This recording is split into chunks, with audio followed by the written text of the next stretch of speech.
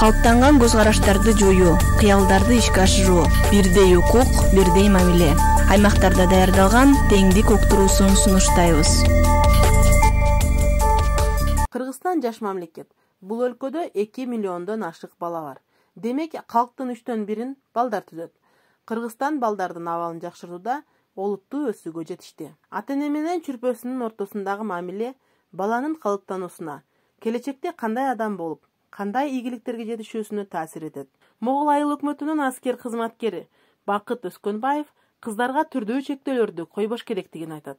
Балдар өзү кызыккан багытта гана кесипке ээ болушу керек дейт. Азыр бар заманга карап эмне кылып атышат да, баары мисалы үчүн билим алып, наркы эмне кылса, ал иштерге деле кыздардын деле укуктары бар, эми иштесе, өзүнүн жөндөмүнө жараша эгер ошол багытты алып кете алса, мен каршы эмес элем иштегенге. Каныгүл Талипова 3 баланын энеси. Анын айтымында үй ичиндеги милдеттер үй бүлө мүчөлөрүнүн баарына бирдей бөлүштүрүлүшү керек дейт. Азыр балдарыбызды деле кыздарыбызды деле кайсыл жумушты кылса экөө тең кылсын деп тең жумшайбыз, тең аткартабыз. Себеби дегенде кыздардын жумушун балдага деле кылып үйрөтөбүз. Ал эми балдардын жумушун кыздарды деле кылдыртабыз. Мисалы ишке чыгып отундун жарып, отун алып кел, малды кара, сууну ташы, ошо баланын кандай жумуштары болсо ошону деле кыздарыбыз деле аткарат. Коомчулуктун күтүүлөрү да тарбияга таасирин тийгизип жаткандыгы тууралуу соцпедагог Зарина Самидинова сөз кылды. Көбүнчө эле стереотиптүү көз караштар менен жашайт. Мисалы, туугандарыбыз эмне дейт? Эгер сен журналист болсоң, андан көрө мугалимдик эле оку, кайсы бир жака турмушка чыксаң дагы мугалим болуп иштейсиң, айыл жеринде мугалимден башка иш жок деп балага туура эмес өзүнүн каалоосуна койбостон мажбурлап окутуп калган убактар болот. Эл эмне дейт деген пикир менен балаңдын келечегине балта чаап коюшуң мүмкүн. Баланы тарбиялоодо эл эмне дейт деген пикирден алыс болушубуз керек. Анткени бала сеники, ага кандай тарбия берсең, ал ошол бойдон чоңоюп, ошол алган тарбиясы боюнча калыптанат. Бизде дагы көбүнчө эле кыздарга көп тыюу салабыз.